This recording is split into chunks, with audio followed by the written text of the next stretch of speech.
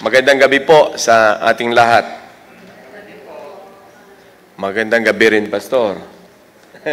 Magandang gabi po sa ating lahat. And tonight is a very special night for all of us because tonight, or today actually, it started this morning also. There are so many churches in the country that have already opened the season for all of us.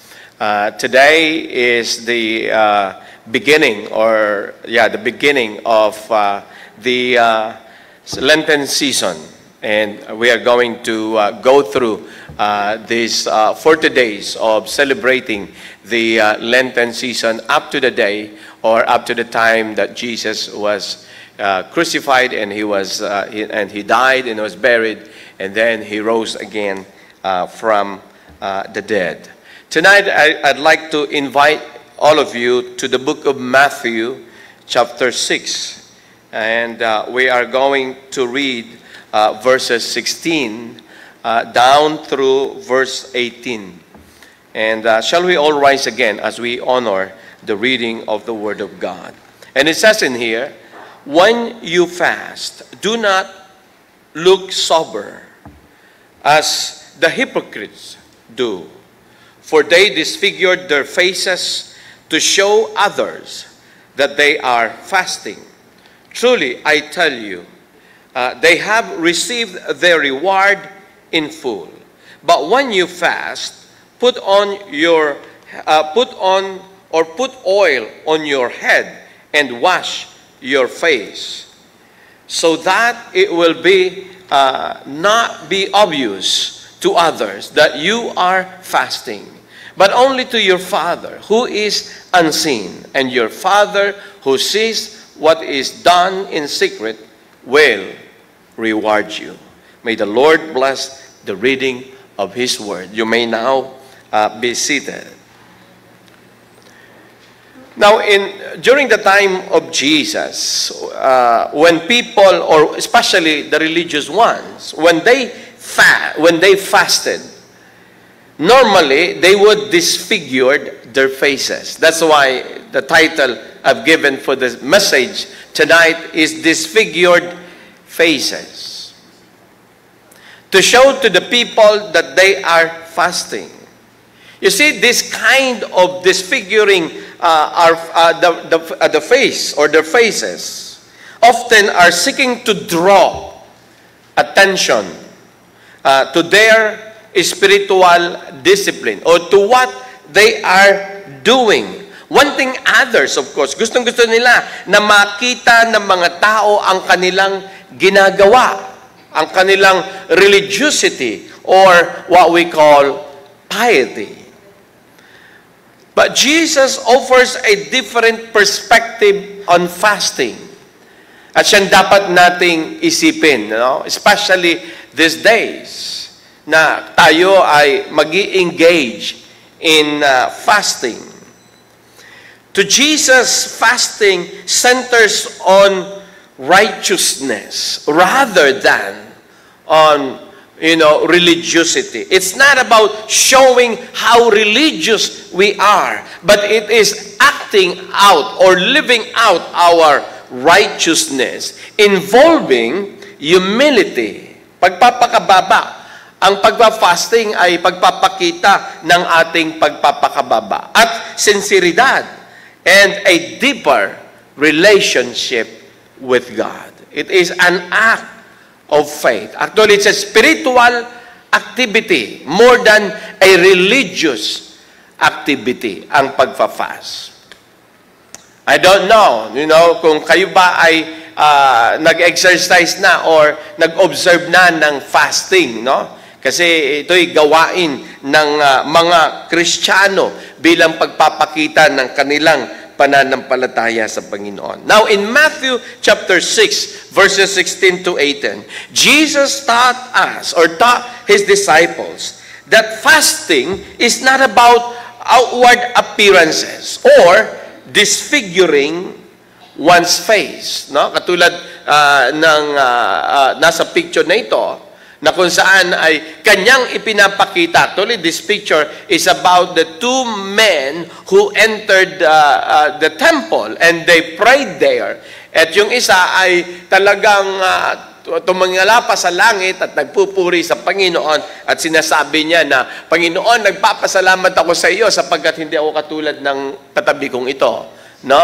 Na makasalanan ito Ang dami niyang ginawa. Ako ay napakabanal at maayos ako sa inyong harapan. Ginagawa ko ang lahat ng inyong kagustuhan, hindi po tulad ng taong ito, nakatabi ko. No? So yun ang kanyang ginagawa. Samantalang yung lalaki namang katabi niya, hindi man lamang siya makatingala sa langit, kundi kanyang dinadagukan ang kanyang dibdib at kanyang sinasabi, mahabag ka sa akin, O Diyos. Ako'y isang makasalanan. And you know, Jesus says that, nagtanong siya, sino ang umuwi sa kanila na pinatawad ng Diyos?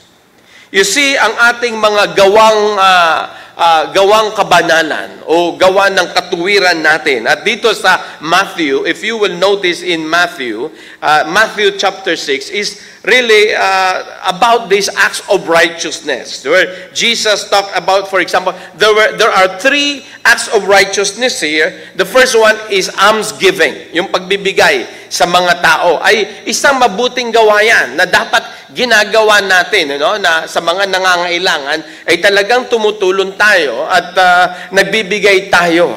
Sapagkat sabi nga sa Biblia, ang tumutulong sa mga nangangailangan ay nagpapautang kanino? Nagpapautang sa Diyos. Can you imagine that? Kapag kayo tumulong, pero dapat ayusin natin ang paggawa nito. Pangalawang gawa ng katuwiran ay ang pananalangin. Mahalaga yan.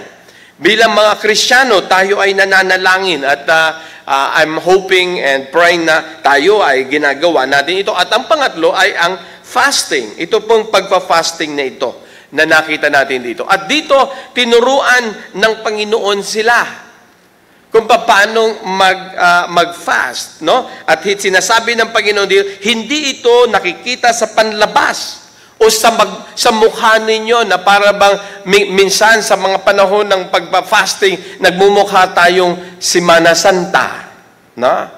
Na yung mga mukha natin hindi man laang maipinta maging ni Da Vinci. Dahil sa sobrang disfigured na ang inyong faces na pagpapakitang tao lang naman.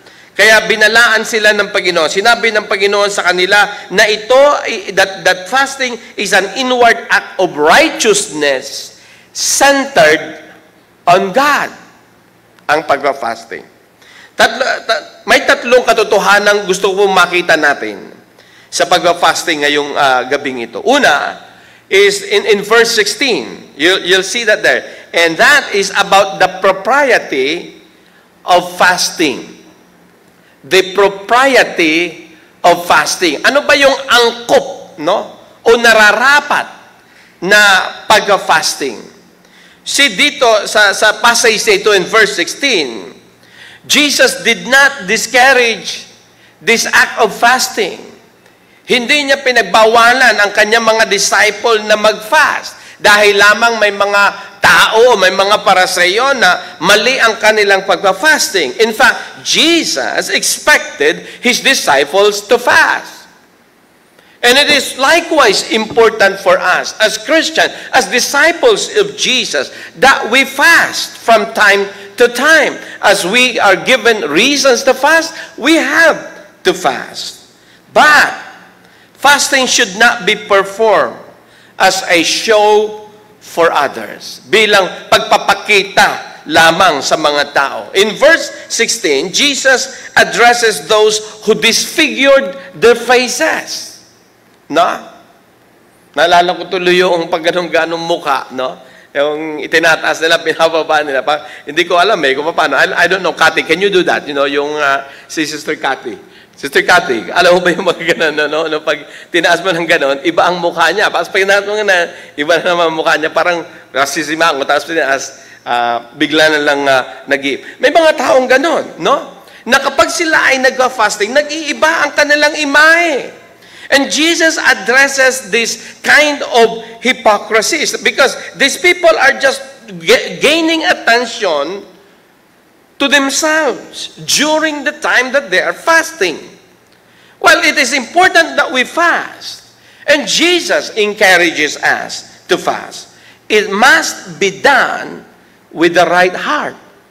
Kailangan tama ang puso natin. True fasting is more about humbling the heart, no? Rather than disfiguring one's face. Ang pagpa-fasting ay patungkol sa puso, hindi sa nguso, no? Na kung saan ipinapakita mo na para bagang ikaw ay may pasan-pasang napakabigat sa iyong buhay at ipinapakita mo ang fasting. And during this season, I hope na kapag kayo ay nalagyan na ng nalagyan kayo ng ash ninyo sa noo ninyo, hindi ko alam, baka magbago ang mga mukha ninyo.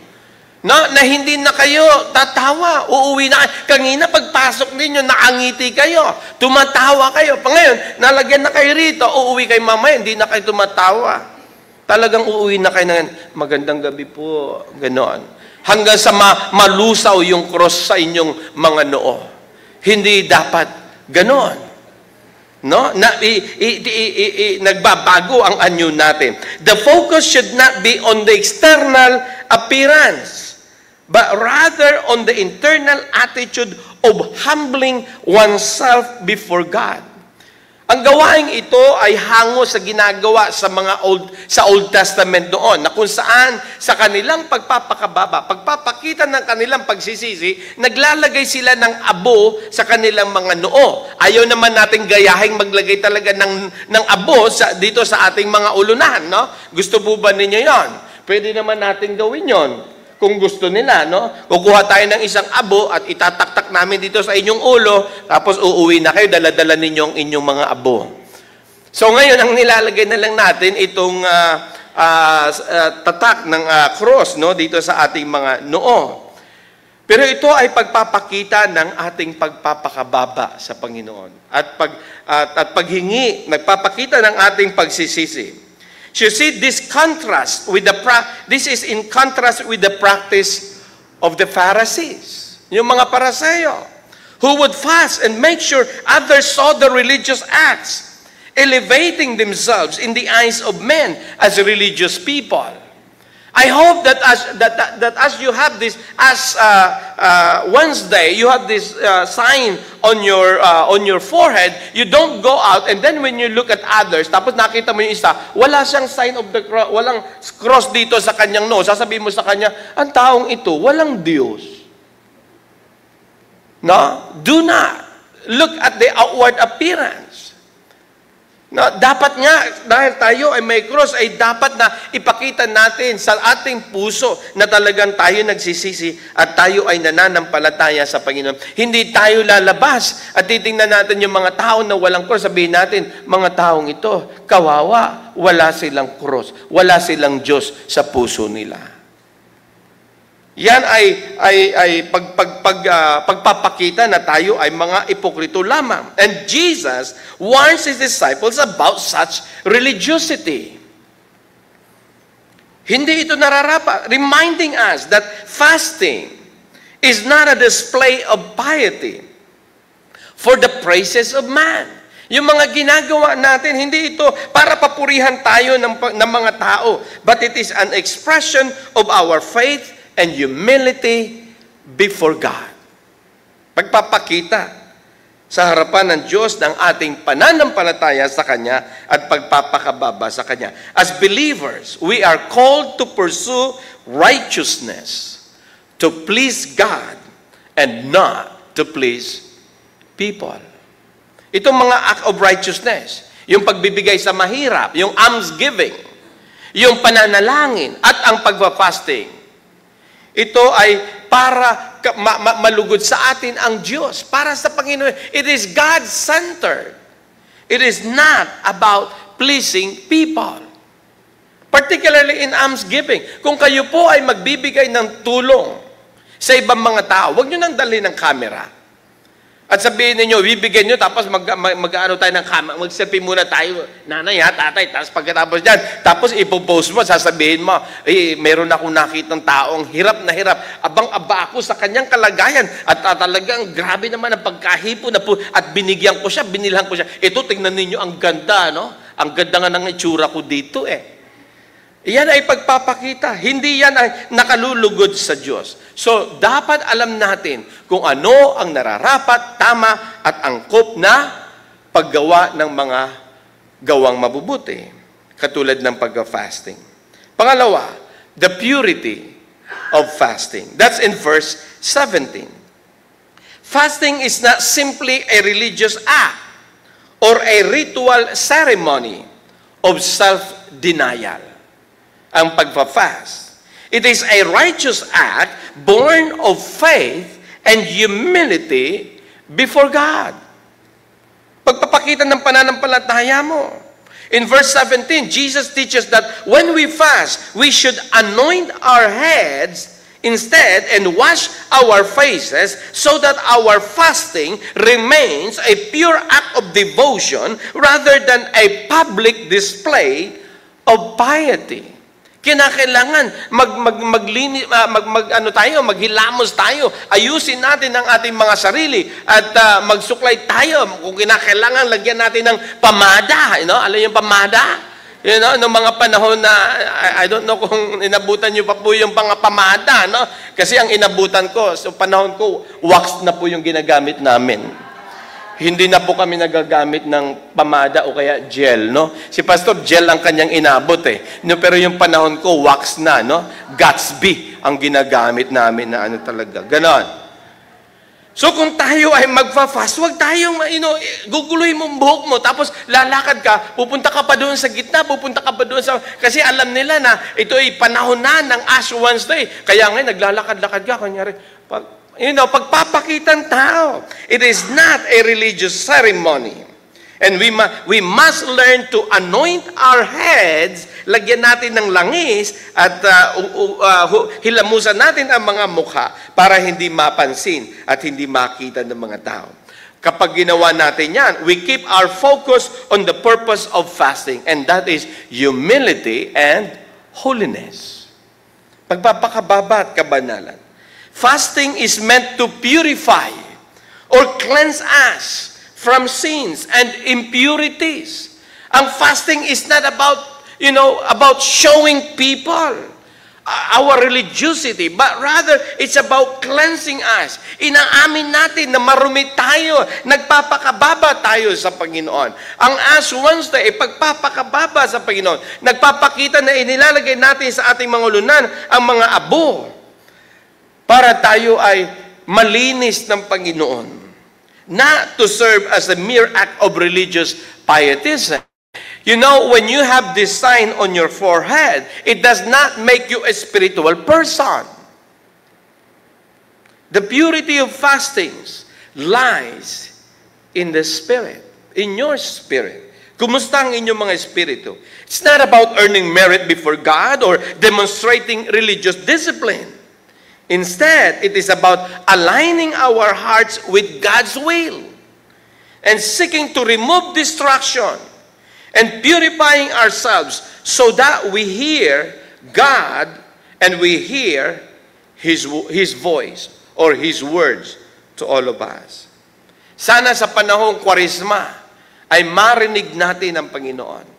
Na sa mga panahong ito, gugugulin natin ang panahon sa pagbabasa ng salita ng Diyos. I would encourage you to read your Bible during this Lent season and meditate and reflect on the meaning of Lenten season, on the meaning of Christ's sacrifice, and the meaning of Christ's death, so that you understand.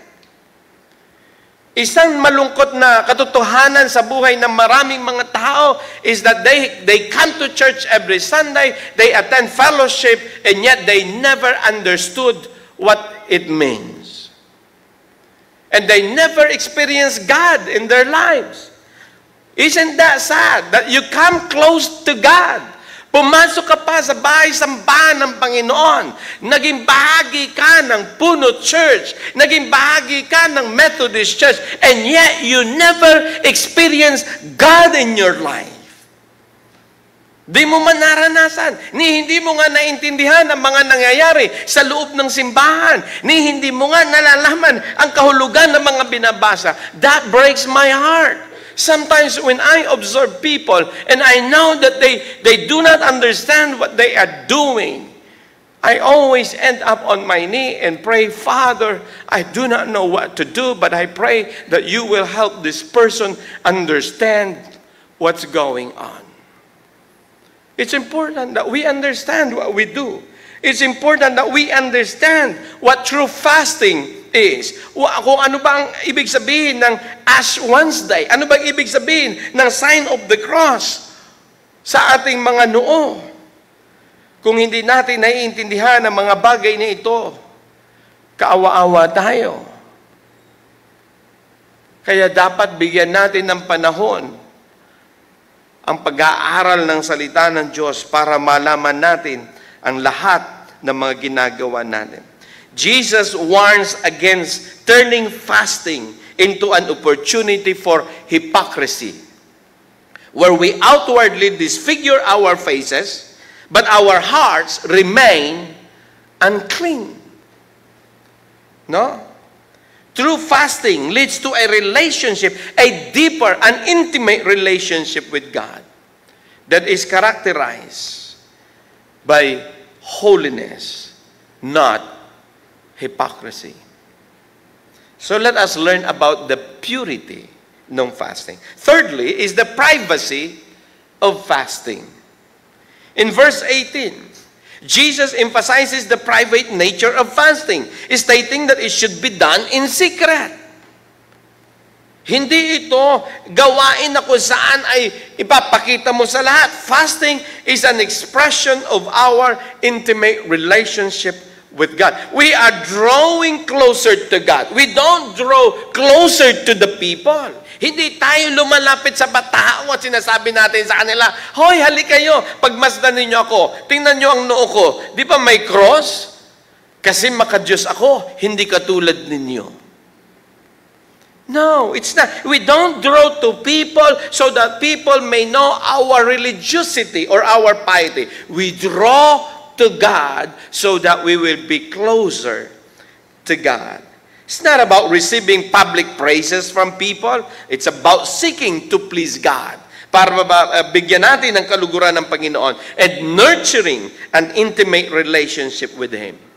And the reward for this type of fasting is not the praises of men, but the pleasure of God. Nalulugod ba ang Diyos sa mga ginagawa natin?